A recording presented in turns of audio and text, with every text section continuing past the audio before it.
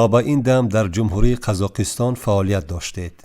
یعنی آسیای مرکزی برای شما بیگانه نیست. اندیشه شما همچون نفری که هم در قزاقستان کار کردید هم در تاجیکستان. فرقیت بین عرف و عادت مردم قزاق از مردم تاجیک به نظر شما در چی بود؟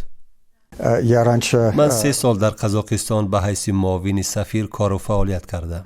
برای من خیلی شوق‌آور است عرف و عادت‌های مردم یگان ملت را با ملت دیگر مقایسه کردن. و یکمین چیزی که در فرهنگ مردم قزاق مشاهده می شود، یعنی دقت آدم را به خود جلب می کند، طرز زندگی بادیه‌نشینانه آنها می باشد. این عنعنه تا حال در ایشان رایج است. مردم قزاق چنین می شمارند که زمینداری این کار نیست. انسان نباید زمین را شودگار کند. به فکر آنها انسان به چارواداری باید مشغول شود. در فرهنگ مردم تاجیک باشد محبت ایشان نسبت به نظم مرا به تعجب آورد. این محبت مردم مرا به شوق می آورد.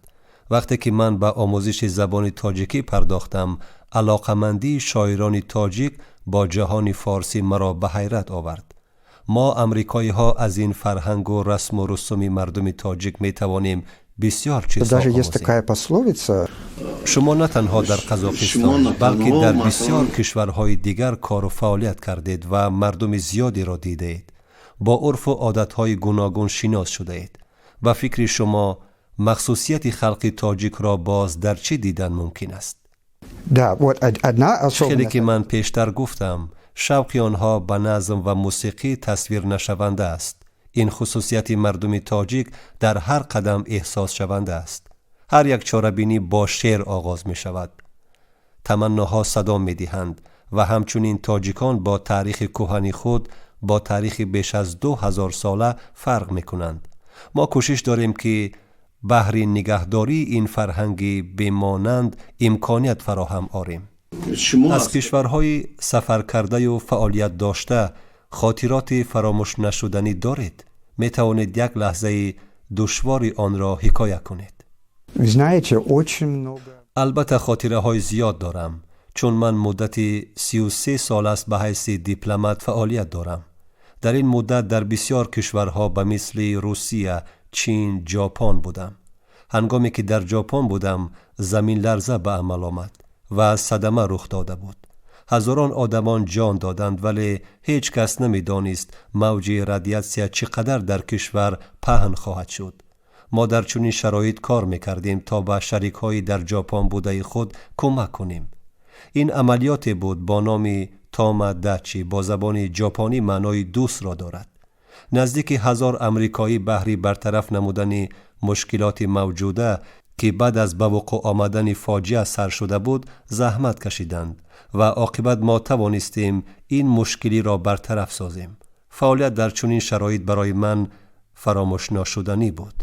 باز خاطرات فراموش ناشدنی دیگر این از شرق دوری روسیه بود. طبیعت کامچاتکا، کوه‌ها، ولکان‌ها، ماهی‌هایی که در عین زمان نایابند مرا در حیرت گذاشت. شما از زمره شخصانی هستید که به مسائل فرهنگی توجه میکنید. مثلا در دایره یک لایحه برای پنجکینت قدیم مبلغ گذار شده بودید. توجه کردن به این موضوع برای یک سفیر از چی سرچشمه میگیرد؟ ما خزینه نه آنقدر کلانی داریم که برای لایحه های فرهنگی جدا شده است. علاقه با بسیار متخصصان این ساحه، چه گیولوگ، چه ارخئولوگ و چه تاریخ نگار ما همکاری داریم. 17 لایحه های گوناگون داریم، از جمله درباره پنجکینت قدیم که من شخصا اشتراکچی این لایحه بودم و این برای من مایه افتخار بود. این چنین لایحه ها برای سرعظم قلعه حصار نیز با تشبث ما عملی گشت. محض دوران کرونا ویروس بود که مشکل پیش آورد برای دیدن نمودن از این جایها، اما من فکر میکنم بهره شناسایی با فرهنگ باید این مقصدی در پیش گذاشته را عملی باید. زمان فعالیت شما به 30 سالگی مناسبت‌های دیپلماتی بین تاجیکستان و امریکا راست می آید. به فکر شما در مدت این 30 سال تاجیکستان خود را برای امریکا همچون چه کشوری معرفی کرد؟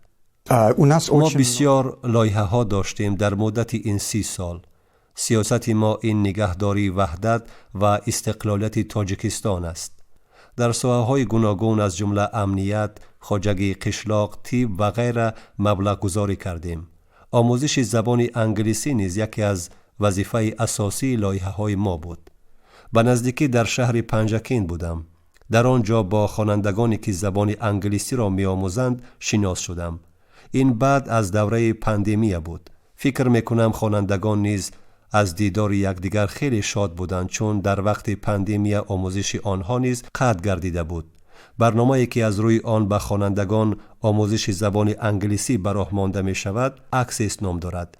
این خیلی برنامه شوق‌آور می باشد که با آنها امکانیت فراهم می آورد تا اینکه در مدت 2 سال زبان انگلیسی را به پورگی از خود کنند.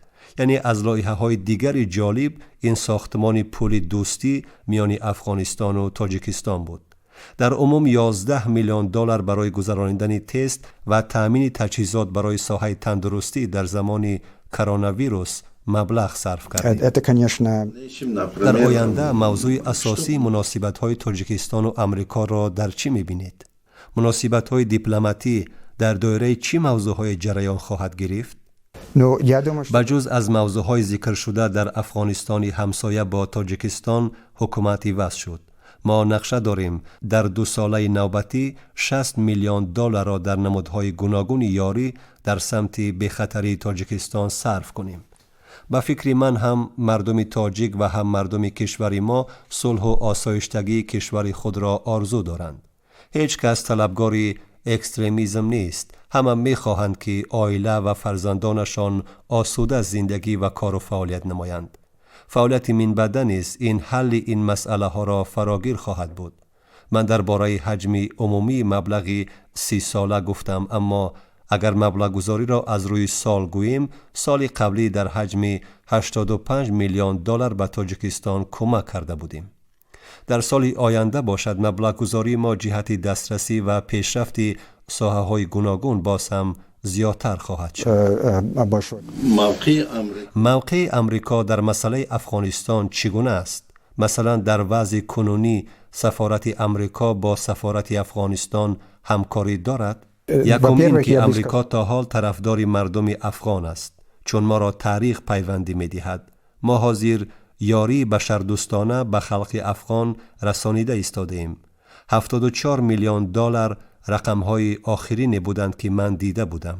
این کمک به خلق افغان توسط تشکیلات‌های بین المللی یا اینکه خصوصی داده می شود و آن به طالبان نه به خلق رسانیده می شود. می خواهم تأکید کنم که امریکا یکی از دانارهای بزرگ چنین برنامه‌ها به شمار می رود و عین حال تشکیلات‌های زیادی ما در افغانستان فعالیت دارند. 40% کمکی که به خلق افغان رسانیده می شود از طرف ایالات متحده امریکا صورت می گیرد. از روی معلومات ما شما ولسپید سواری را بسیار دوست می دارید. در تاجیکستان هرچند جانبداران این نمود ورزش زیاد هستند، اما شرایط برای ولسپیدرانی در دوشنبه نیست. آیا شما بعد آمدن به تاجیکستان از ولسپیدرانی دست کشیدید یا نه؟ متاسفانه برای ولسپیدرانی در تاجیکستان وقت خیلی کم است، لیکن من بعضی وقت با دوستان ولسپیدرانی می کنم، از جمله با کارمندان سفارت. بار ما به جانب حصار ولسپیدرانی کردیم، چون سفارت ما نیز در طرف غربی دوشنبه جایگیر است. شما پنجکینت کوهن را یادآوری کردید. من با همکاران به آنجا سفر کرده بودیم. از سرازم سرکرده تا پنجکینت کوهنه رفتیم و راه خیلی خوب بود و تقریباً 1 ساعت ولسپیدرانی نمودیم. دوستدارای تنیس هم در این برابر دوستداران تنیس هم در تاجیکستان خیلی زیادند. شما هم دوستدار تنیس بودید. در یگان بازی هایی که وابسته به تنیس می شود، مثلا کوباک پرزیدنت دایر به تنیس هست، نیت اشتراک کردن دارید؟ شما درست قید کردید. من تنیس را نیز به نهایت دوست می دارم. فکر می کنم این بهترین نمودی ورزش است، برای آن که این نوع ورزش انسان را وادار می کند تا حرکت کند. برای سلامتی فایده دارد. من خیلی خرسند شدم وقتی فهمیدم که بسیاری ها در کشور شما به تنیس شوق دارند. من به مسابقه های دایر به تنیس نیز چون تماشابین می روم. زندگی نامه شما عجیب است. زندگی نامه شما بسیار عجیب است. مثلا شما در ولادیوستوک هم بودید. آنجا برای ما یک شهر قهرتون حساب می شود. تغییر اقلیم به شما تأثیر نمی رساند. به فکرم تولستوی گفته بود که انسان به همه چی عادت می کند. من هم گرمی و هم سردی را دوست می دارم. در تاجیکستان اقلیم خشک است، خیلی گرم، اما اقلیمش برای من موافق است. به من طبیعت تاجیکستان پسند است. کوههای شما هم در زمستان و هم در تابستان نظرربا است. ولادیوستوک باشد برای من شهری قهرتون حساب نمی شود. برای من از همه شهری خنک این نورسلطان بود. به یاد دارم که بنابر خنکی شدید در آنجا به مکتب رفتن را منع می کردند. اثرهای تولستوی از نویسنده معروف جهانی تولستوی یادآور شدید. در زندگی نامه شما آمده است اثرهای تولستوی را زیاد دوست می دارید. سرچشمه این محبت به اثرهای این نویسنده در چیست؟